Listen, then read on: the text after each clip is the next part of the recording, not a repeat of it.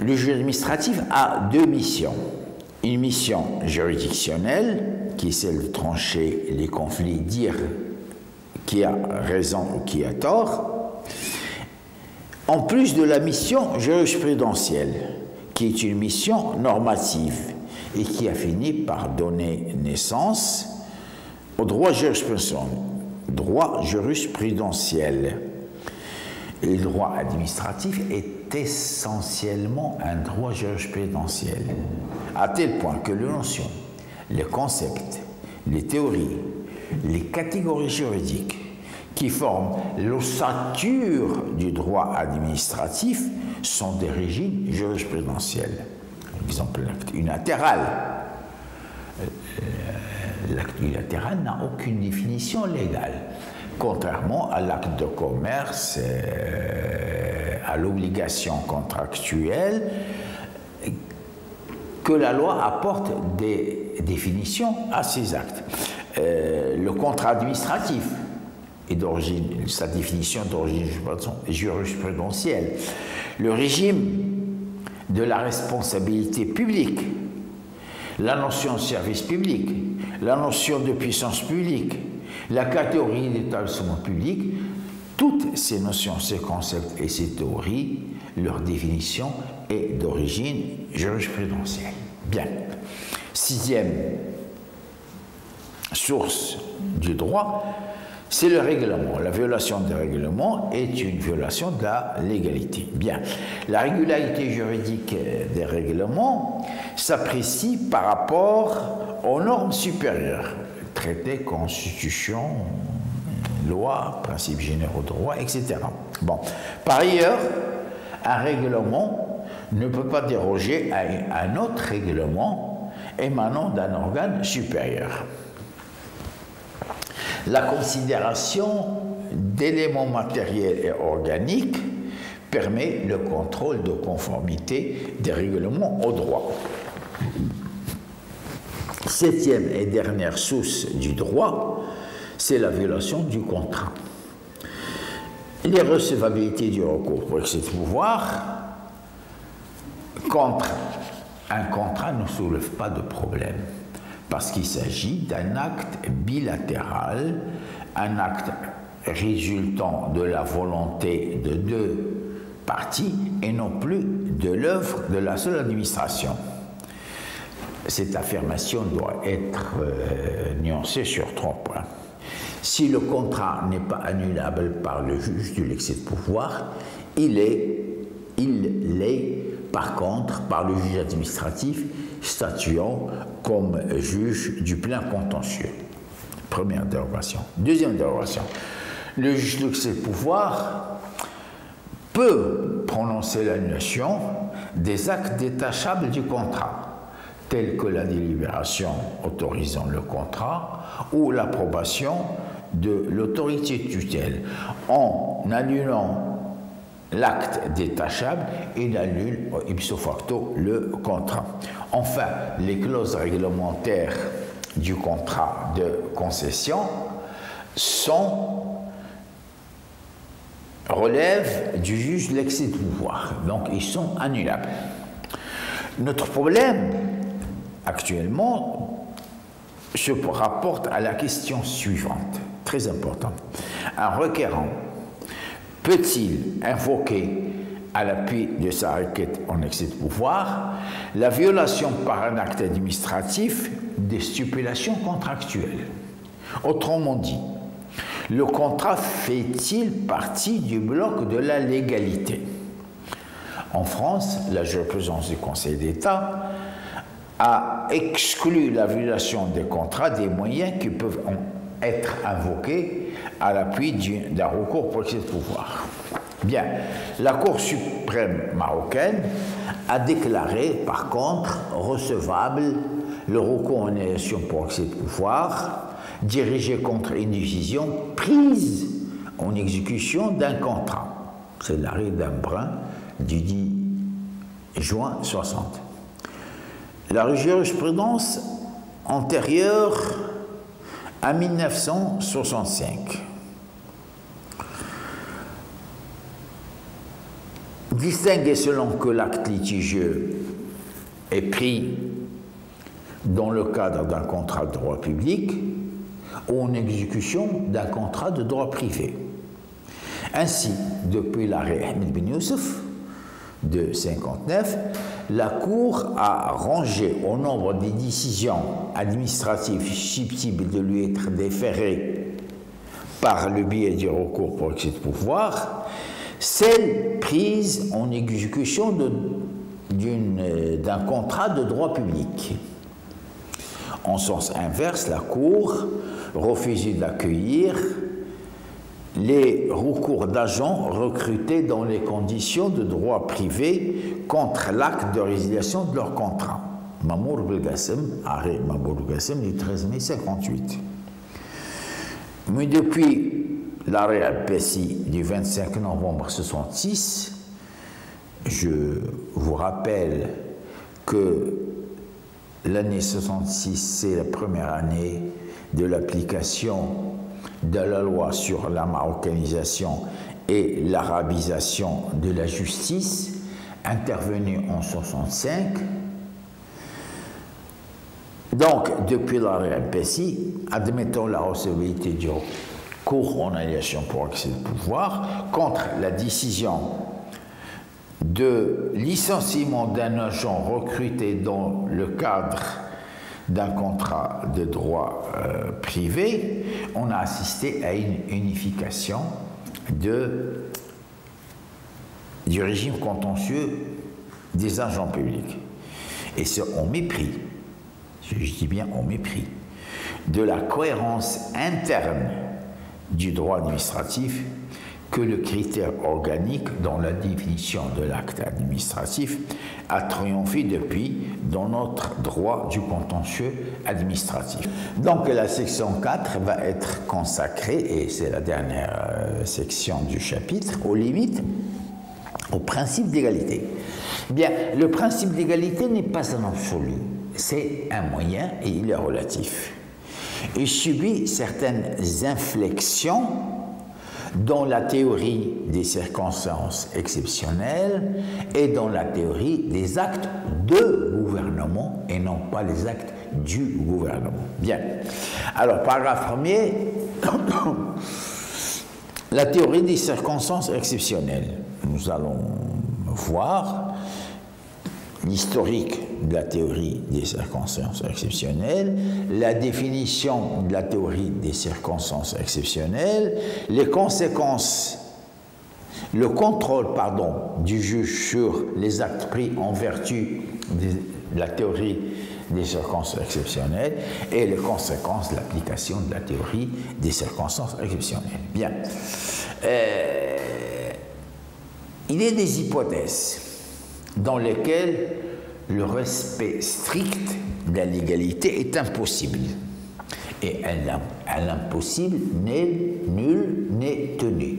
Al-mustahil la yulzim. Mais il est nécessaire que le juge assure son contrôle sur les actes pris en vertu de cette théorie pour éviter que de l'excuse on passe à l'abus. Historiquement, la jurisprudence relative aux circonstances exceptionnelles est née pendant la Première Guerre mondiale et a donné naissance à la théorie des pouvoirs de guerre. Et de simple théorie de pouvoir de guerre, on est passé à l'idée plus large de pouvoir des circonstances exceptionnelles qui se trouve affirmée dans l'arrêt Cuiteas de 1923. Définition. Que signifie la théorie des circonstances exceptionnelles? Il arrive que la loi, notamment la Constitution, prévoit des cas particuliers. Il en est ainsi de l'état d'exception, de l'état de siège, de l'état de guerre, ou consacré par la Constitution marocaine, ou de la loi antiterroriste. Donc, où le règne souverain de la légalité normale est écarté au profit d'autres mesures édictées par l'administration. Mais lorsque la loi ne dit rien,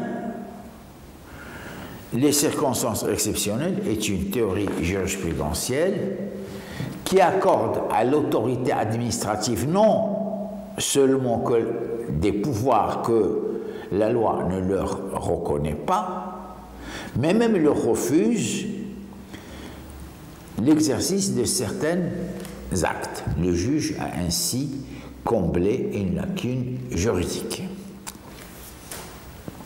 Cette théorie trouve sa justification dans les missions constitutionnelles du gouvernement. Celui-ci est non seulement chargé d'assurer l'exécution des lois, mais il a la charge de faire fonctionner les services publics et de maintenir l'ordre public au sens le plus large du terme. Article 92 de la Constitution. Et à cet effet, il dispose, c'est-à-dire le gouvernement, dispose de l'administration. Article 89 de la Constitution. Troisièmement, le contrôle. Pour éviter l'usage abusif des circonstances exceptionnelles, le juge intervient à deux niveaux. Premier niveau, il vérifie les conditions d'existence des circonstances exceptionnelles. En se posant la question suivante, l'administration était-elle dans l'impossibilité absolue de faire face à la situation par les moyens de l'égalité normale? Si la réponse est positive, eh bien, les actes sont illégaux. Si la réponse est négative, que l'administration ne pouvait pas faire face par les moyens de l'égalité, eh bien, là, on est dans les circonstances exceptionnelles. Deuxième élément que le juge contrôle, il contrôle l'exercice des pouvoirs accrus de l'administration pendant le temps des circonstances exceptionnelles. Il faut que les mesures prises ne dépassent pas ce qui est nécessaire pour faire face aux circonstances exceptionnelles. Donc, il y a déjà les prémices d'un contrôle de proportionnalité. Alors maintenant, on va s'interroger sur les conséquences de l'application de la théorie des circonstances exceptionnelles. L'existence des circonstances exceptionnelles rend légaux les actes qui, en temps normal, sont illégaux. C'est donc le contenu de la légalité qui est ainsi changé. Il légitime toutes les mesures nécessaires pour faire face à la situation de crise. Exemple, possibilité pour le gouvernement de suspendre l'application d'une loi, la restriction des droits et libertés individuelles, comme la liberté de circulation. C'est ce qui se passe actuellement, malheureusement, au Maroc, pour faire face à l'état de crise créé par la lutte contre la propagation du virus. Le gouvernement marocain, l'État marocain, a recouru à des mesures restrictives de la liberté. C'est le confinement. Eh bien, le confinement, même s'il est légalement entré en vigueur depuis quelques jours, eh bien, la mesure est pourtant légale en vertu de la théorie des circonstances exceptionnelles. Deuxièmement, la deuxième conséquence, c'est la possibilité d'admettre la responsabilité, mais sans faute, de l'administration. L'administration doit payer les conséquences dommageables de son action. Arikuteas. Bon, la deuxième limite au principe d'égalité est constituée par les actes de gouvernement. Donc, paragraphe 2, les actes de gouvernement. Nous allons étudier les origines des actes de gouvernement. Et nous allons essayer de donner la liste des actes de gouvernement et réapparition dans un troisième temps, réapparition du mobile politique dans la définition des actes de gouvernement. Bien. Les origines de l'acte de gouvernement sont anciennes et liées à des problèmes politiques. La théorie a fait son apparition à l'occasion de deux jurisprudences célèbres, celle du général Bonaparte, qui est le petit-fils de Napoléon, qui a été démis de ses fonctions dans le corps militaire en raison des liens de famille. Deuxièmement, l'arrêt de la famille, l'ancienne famille régnante en France, qui a été dépossédée de ses biens pour l'affaiblir économiquement et qu'elle ne soit pas tentée de récupérer le pouvoir. C'est la famille d'Orléans. Dans ces deux arrêts, le Conseil d'État a justifié les mesures prises par des considérations de problèmes politiques. Mais l'acte de gouvernement ne se définit pas par ses conditions d'existence, mais par ses conséquences. De ce point de vue, l'acte de gouvernement est à propos duquel aucun contrôle juridictionnel n'est possible, contrairement aux actes pris en vertu des circonstances exceptionnelles. Bien, le juge doit se déclarer incompétent pour examiner la régularité juridique d'un acte de gouvernement et même les conséquences dommageables des actes de gouvernement. Pour certains auteurs, l'incompétence du juge trouve son explication et son fondement dans la théorie du mobile politique. Chaque fois qu'il y a un mobile politique derrière une décision, il y a acte de gouvernement. Seulement, il est très difficile, sinon impossible, de distinguer rationnellement l'acte de gouvernement et de l'acte politique. La liste des actes de gouvernement. Bien. La doctrine, à défaut de définir les actes de gouvernement, a essayé de dresser une liste autour d'un certain nombre de thèmes. Premièrement, la première liste intéresse les relations entre le gouvernement et le Parlement, c'est-à-dire des relations d'essence politique. Exemple, dépôt d'un projet de loi, dépôt d'une motion de censure, la saisine ou non de la Cour constitutionnelle, le recours à l'état d'exception et la décision de soumettre un texte à référendum. Tous ces actes sont des actes de gouvernement. Deuxièmement, la seconde catégorie intéresse les relations extérieures.